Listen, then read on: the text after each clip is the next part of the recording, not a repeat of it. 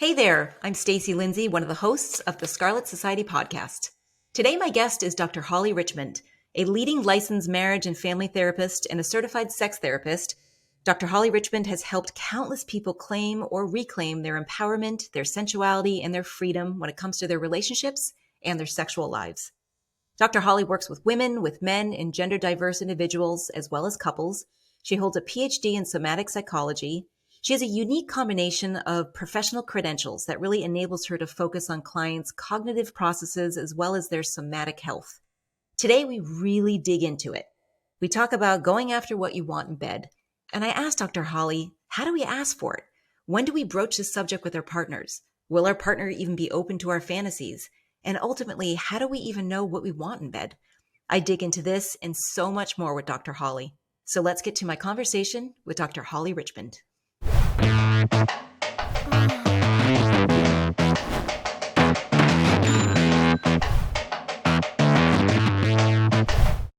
Dr. Holly Richmond, thank you so much for being with me today. Really appreciate this. Oh, really excited to be here and talk with you. So thank you for the invitation. I got to say, before we dive in, this is a conversation I've been having with myself, particularly since I turned 40, with so many of my close friends, with Jade, our founder of Scarlet Society, how to ask for what you want in bed. And it's really needed and really, really important. So I appreciate you kind of diving into this with us. Absolutely. It is really important. So, yeah, I'm excited for our discussion today. Kind of starting out, I want to just talk about an overview of your work, if you will. I know you're a certified sex therapist. You've have helped countless people claim, or I should say, reclaim their empowerment, their sensuality around their healthy sexual life. I know you work with a lot of people who have experienced trauma. You work with gender diverse people, women, men, individuals, couples. Give us an overview of some of your specialties.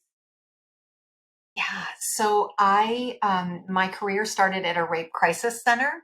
And while I was there, I was working on my dissertation. So I quickly realized when I was there that I was taught very well how to treat trauma, how to treat sexual trauma, but I didn't know how to treat the what comes next. And that what comes next piece is good sex and healthy relationships. So when I was there, my dissertation was the recovery of sexual health after sexual assault. My book, Reclaiming Pleasure, really looks at the recovery of sexual health after all kinds of sexual trauma.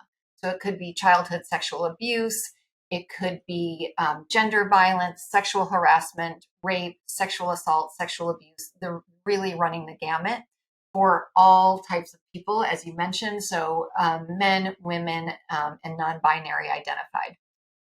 In addition to that, so I love my work with survivors. It's probably 60 to 70% of my work. And getting the sex therapy certification allowed me to treat other specialties as well. So I treat low libido, desire discrepancies in couples. So when one partner has a higher desire level than the other, kinks, fetishes, non traditional sexual expressions. So consensual non monogamy, polyamory, pain during sex, erectile function issues. So really, that other 25 to 40% of my practice really looks at kind of an inclusive sex therapy lens. And I know you take a sex positive approach in your work. What does that mean, sex positive? So how I define sex positivity is all sex is good sex as long as it's consensual and pleasurable. So what that does is it really backs us away from defensive ideas or shameful ideas about what I want is not right, or I'm broken, or it's perverted, or it's weird. We literally have two boxes to check. Consent, first and foremost. Do I want this? Is this consensual? And the second is it pleasurable? That's it. There's no weird, there's no not right, there's no wrong way to do it. Your sex positivity might include penetration, it might not. It might include oral sex, it might not. So really, it just kind of levels the playing field and we're all included. Okay, so that's where we got to start going deep because now I'm thinking back as one does, right? To kind of when they first started learning about sex and thinking about sex and what was interesting to them. And of course, I can only talk about my lived experience, but I was brought up in a pretty conservative setting, I should say. And of course, I'm 41 now, and I feel like I'm still cracking, or I guess breaking myself against those taboos or things maybe that I'm interested in. But I feel, is that okay? Is that right? Is that normal, or whatever normal is? Um, so starting, I'm just curious, what are you seeing in that regard, Dr. Holly, in your work in regard to really kind of exploring and going after what you want in your sexual life, what you want in quote unquote bed? Are Yeah. people, what's kind of holding people back, and what are you seeing these days? Yeah. So first I want to start with this timeline. And I think so many of us feel like I'm running behind. I'm too late. Why did I discover this so late? Um, I love that you called out your age. So we're all learning. And I just want to say from my experiential perspective, so my experience sitting with clients, that age of like 38 until 45, 46, women, especially female body people, come on fire and they really start looking at this. I know for me, that was my journey too. My whole life shifted around the age of 38, and I discovered my sexuality. And our Gen Zs, they're getting it sooner, which I think is a fantastic thing, right? So the millennials, we've got the millennials in the middle. They're having less sex than any generation in recorded history. So there's parts of that that are not so great. I think the great part of that, I think they're requesting and really demanding better sex. So I think they're having less sex because I know for my Gen X generation, I did sex for other people. I had sex to Exactly. make the guy happy. Millennials are like, F that, right? I'm going to have sex for me, and that sex deserves to be good. In Gen Z, they're so sex positive, so inclusive. They're more willing to look at differences in sexual expression. And this is just a beautiful evolution. So I'm sorry, Stacey, I'm going back to your It's question. How do we incredible know? though. I'm just like, Yeah, this is amazing. This is absolutely incredible. And just, we can hold for 1 second. It's so interesting about yeah. millennials are having the least amount of sex right now. That's unprecedented, I have to say. That's wild. It is, and there's a lot of reasons for that. So the millennials, that's when they kind of grew up. So the younger ones grew up with technology. So we've definitely looked at, is technology taking them away from these in-person connections? So I think that is a valid piece of it. We know that social media really adds to anxiety. So people, that generation has more anxiety than I think perhaps you and I did growing up, or we just didn't know what to call it then. But I really do think that they're expecting better sex, so they're not having crappy sex. They're like, no, I'm just not willing to do that anymore, Wow. which is great. Truly. So back to your question, how do we ask for what we want in bed? I think we first have to turn the lens on ourselves. How do we know what we want in bed? How do Exactly. we identify what we want? Yeah. I've had that, if I just may add, I've had that moment recently, again, going back to my age, because it's so interesting, Dr. Holly. You say 38 was a big one for you. Around that time, it started being big for me too. And there was that shift. And I was actually in a relationship where the sex was, it wasn't, it might as well have not even been happening. There was no pleasure in my regard. But I think I started becoming more discerning about what I wanted, or at least what I really liked versus what I didn't like. And I felt almost a shedding too, because you watch porn and you think there's certain things, at least for me, I thought there were certain things I should be doing to look a certain way or to perform a certain way for the other person I was in bed with. And that started going away. And now I'm just discovering, okay, none of that was really even serving me. But yeah, I'm at this interesting point now where I'm starting to dig in, and I want to keep asking you about this. How do we ask for what we want? But I guess that's the better place to start, is how do we know? How do we discover what we want? Where do we start there? Yeah, and this is such an exciting part of the work I do. So with survivors of sexual trauma, of course, we're working through the trauma first, but then we come to this pleasure piece. And I've developed a protocol, I call it discovering your sexual template. So we're really looking at desire and arousal. So desire, that psychological process of wanting; arousal, the physiological process of wanting. So desire is typically happening in our brains, arousal is happening in our bodies. So I go through a series of questions with people and just figure out what's sexy, what turns you on. And for a lot of people, I want to say that's too big of a jump from the get go. So they're not really, their sexuality might be shut down for a lot of reasons. So we can do a sexual template out in the world. So we can look at, what do I find sexy? What am I attracted to? What do I notice gets me excited? What fills me with that sense of eroticism, which is life force, vitality, creativity. So it doesn't have to be sexual. So I just don't want to scare the listeners off. If they're like, oh my gosh, I can't go to the sex right away. You don't have to go to the sex right away. We can start with just your lived experience in the world.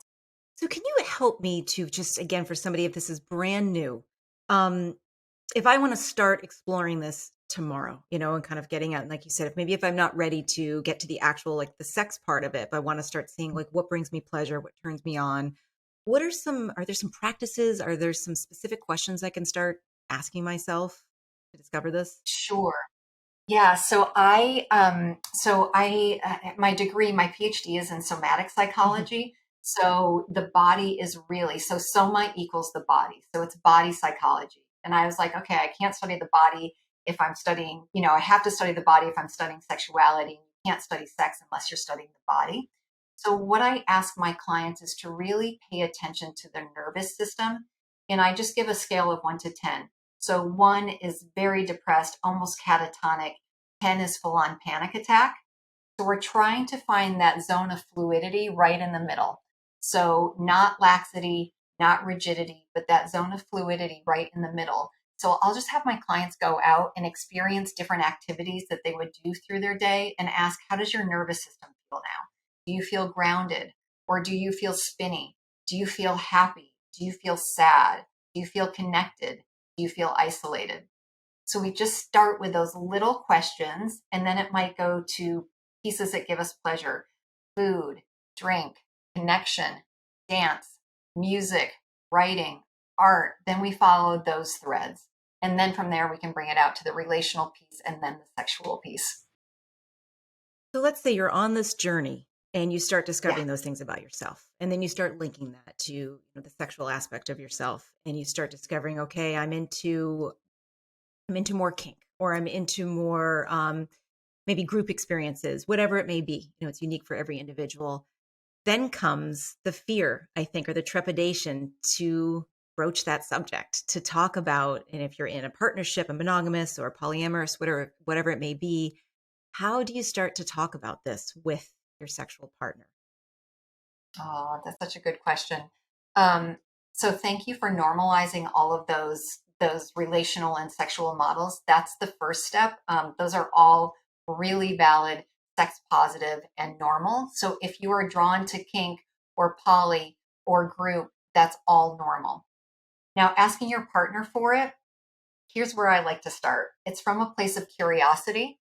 So, Stacy, if you and I were in relationship, I would say something to you like, Stacy, I really love this about our sex life, but I'm wondering what you think about a group exploration. And then so you can say, without getting defensive, because I did not criticize you, I named a thing that I liked about our sex life and then just said, how do you feel about group exploration? You can come back and say to me, I don't know, Stacy, what would you say? I would say I'm curious about it. I'm interested. I'm intrigued. Right. Yeah. So it can be a yes, no, or a maybe. Okay. And I think you just gave me A maybe. uh, a maybe. Yes. And that's a great Okay. one. But you could have also said, oh my gosh, that really scares me. I'm not ready for that right now, but can you tell me a little bit more about it? Or you could have turned to me and been like, I have been thinking the same thing for us. Our relationship is so solid. I feel so connected to you, but I think some sexual exploration would be great for us. Because I love that, because that's the other really important part of the puzzle and I feel that potentially we could each be on either end. If you're posing the question or you're bringing this up to your partner wanting to explore, but then you may be on the receiving end and it may Yeah. feel, you could feel many, many things. And I know, just again, speaking for only for my lived experience, I don't know. I might feel less than perhaps, or kind of worried that I'm not offering my partner enough, and broaching it that way. I feel leaves it more, it's warmer. It definitely leaves it more open-ended, and it's not as It's not me sitting down and saying, I hate our sex right. life. I'm so bored. We're going to go out and do this group experience. It is the absolute opposite of that. Um, okay, so here's the thing. In relationships, long-term relationships can get dull.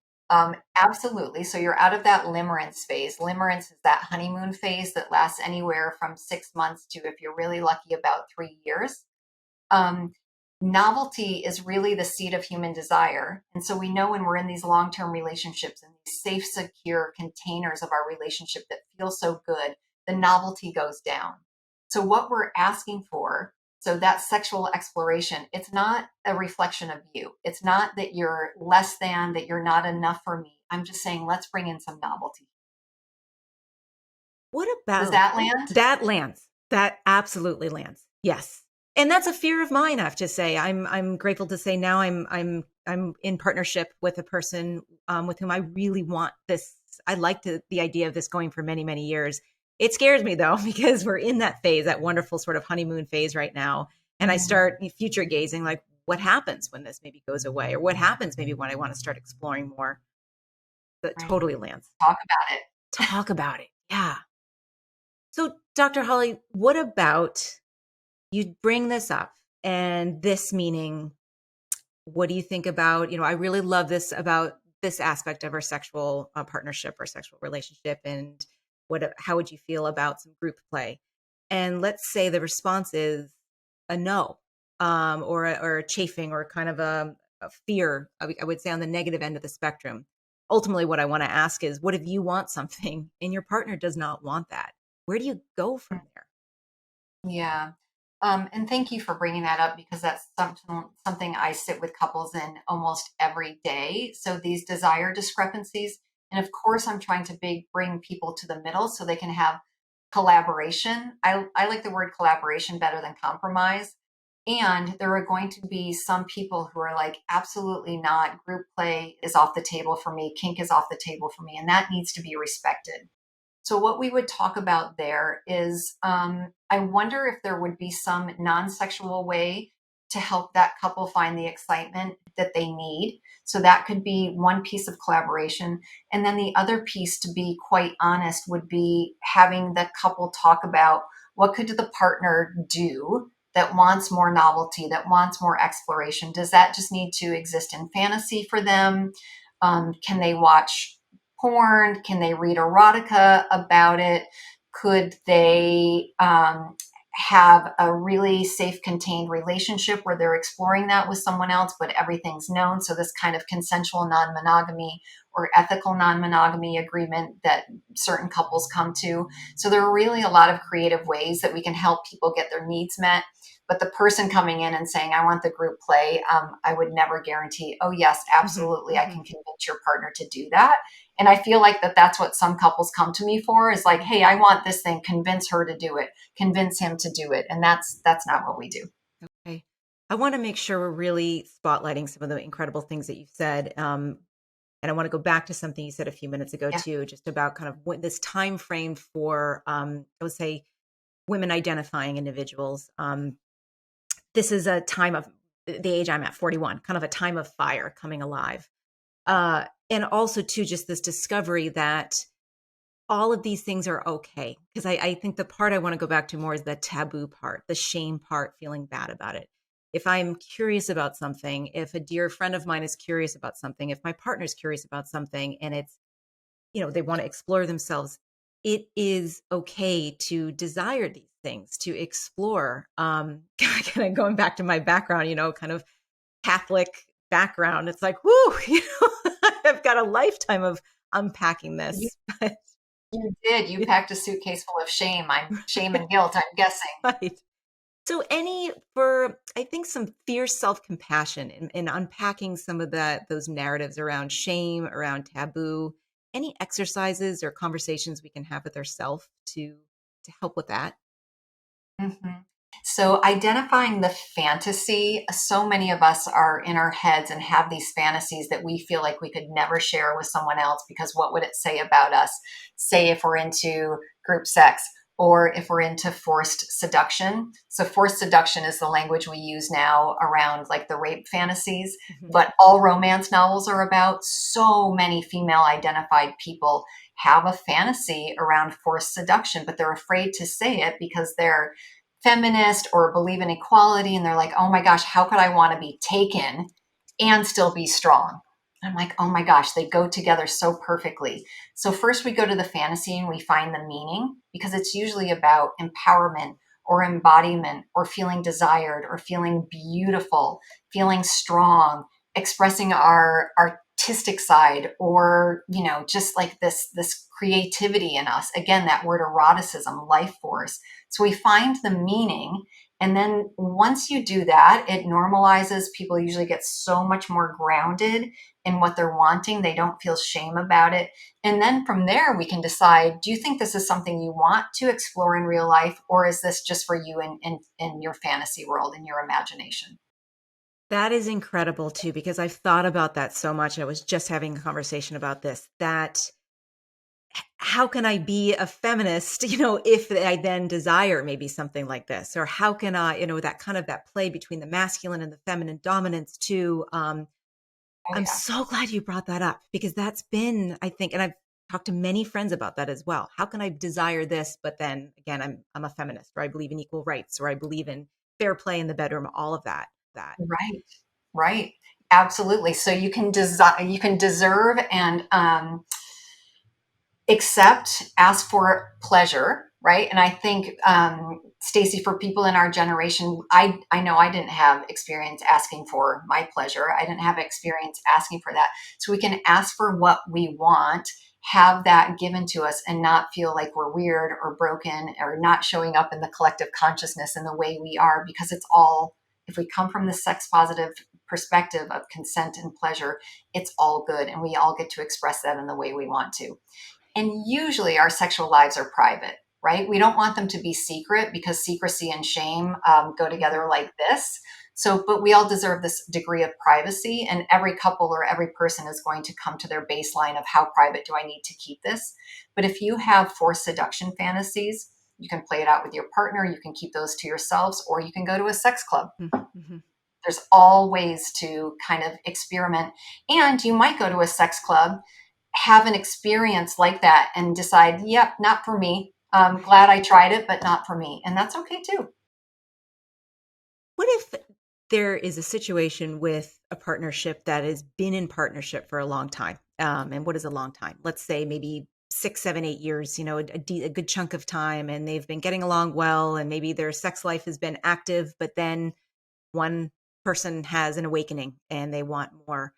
Um, I'm wondering if that's another layer too. If there's kind of, if you've ever come up or if you've ever encountered somebody who's wanting to broach the subject well into their partnership, and maybe one person thinks everything's fine and the other person still loves the person, but they want to explore more.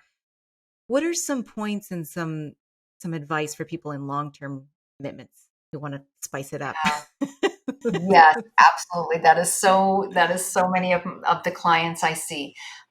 So it would be sitting down, both of those people being in conversation with each other. And I would start small. So what could we possibly do at home to spice things up? And then for the partner that wants to explore more, maybe their partner would feel safer if they went to a couples resort or a tantric weekend workshop, or a resort, meaning like hedonism, something where there's more sexual expressions, should we say, or again, a tantric workshop, healthy sexuality workshop, female embodiment workshop, male embodiment workshop. So I think there's a lot of iterations of getting to spice it up that people often don't think about. So there's hope. There's Always. hope. There's always hope. That's what I'm taking away from this. Yes, and it's never too late. It's never too late. I love that. And I want to ask you about intimacy too. That's okay, because intimacy can mean many, many things for many individuals, I imagine, and many couples too. What role does intimacy play in these conversations? I think if one couple maybe says, well, Dr. Holly, we feel we're very intimately connected, but we're still having a problem, with this conversation, or we're still having a problem kind of connecting on our sex lives. Is intimacy needed to have these conversations? It is It needed. is. Yes, really. So, the definition of intimacy that I've taken with me is to break up the word into me see. So, what you're offering to your partner is an expression of yourself. You are showing them a deep, vulnerable part of you. I don't think we can have great conversations about sexuality, especially in a long term relationship, if we're also not being vulnerable. Intimacy almost demands vulnerability, it's the art of connection. So, I think the intimacy piece is absolutely essential. And I was just thinking about a couple I was sitting with. She wants more sex in the bedroom. He needs more affection and validation outside the bedroom. That's intimacy, right? He's asking for intimacy. He's asking to be seen. She's asking to be desired. Really helping them understand and come to a plan on that has been so beautiful. Wow. My gosh, thank you so much for walking us through this. And I think it's fascinating how sex is obviously something that it touches upon so many other aspects of our lives and who we are. And I think one thing, just learning from you and during this conversation and just kind of exploring my own sexual life as well, as I've learned, we get to learn so much more about ourselves ultimately too, and kind of how we want to navigate the world, how we want to move through it. I'm wondering, Dr. Holly, we've touched upon a lot of tips and a lot of conversation starters and tools. For people who want to learn more about your work and get your book, how can we learn more? How can they find you? Oh, that's wonderful. Thank you for asking. So I'll start with social media. So Instagram, Facebook, it's at Dr. Holly Richmond. So DrHollyrIchmond. My website is drhollyrichmond.com. My book is called Reclaiming Pleasure, a sex positive guide for moving past sexual trauma and living a passionate life. And I also am the associate director for Modern Sex Therapy Institute. So if you want to come grab some great 2-hour classes, 4-hour classes, certifications, come on over to Modern Sex Therapy. Everything from sexual health and anatomy to kinks, fetishes, non-binary, LGBTQIA, trauma and drama. Like there's a really great host of courses there. Well, thank you for reminding us too that we each contain multitudes. Like it's all okay, and we're constantly growing and evolving and just in learning. So it's pretty amazing, I have to say. And thank you so much for the work that you do, because again, this is a conversation that is so incredibly needed, and it's 2022, and I feel we're still not there yet. We're starting to get there, but we're not fully there embracing it. So it's needed. Thank you for doing the work that you do. I do. And I just thank you and Jade for really focusing on this segment for female-bodied people. I'm so excited. 41 is great. I've got 11 years on you. It just gets better. So yeah. I wanted to ask that too, because it's like a leading question. It's a hopeful question, but it does get better, because it seems like it gets better. I did things a little backwards, but it still gets better. I had my kids very late, so I'm 52 now and have some little ones at home. But it just means that we get really creative, which can be a lot of fun.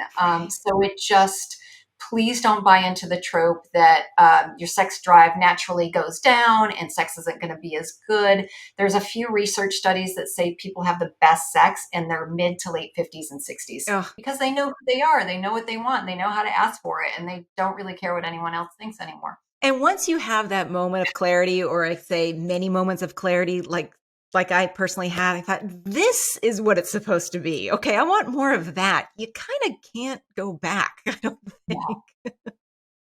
I always say you can't unaware awareness. Once you have the awareness, there's no like, oh, I forgot I saw that. Once you have good sex, you're not going to go back to bad sex. Well, here's for everybody listening: to have good sex, to ask for what you want, to know that there's nothing wrong with you too. If you have all these wild desires, we're all human. And to check out Dr. Holly Richmond's work, because again, you're just really, really helping so many people, and you've helped me just in this brief conversation. So Dr. Holly, thank you so much. Thank you for having me. Thank you so much for listening to today's show. Your support means so much to us, and I hope you got some great value from today's episode. If you're looking for resources from today's show, or you'd like to join other women just like you, looking to explore their sexual health and wellness, visit us over at scarletsociety.com.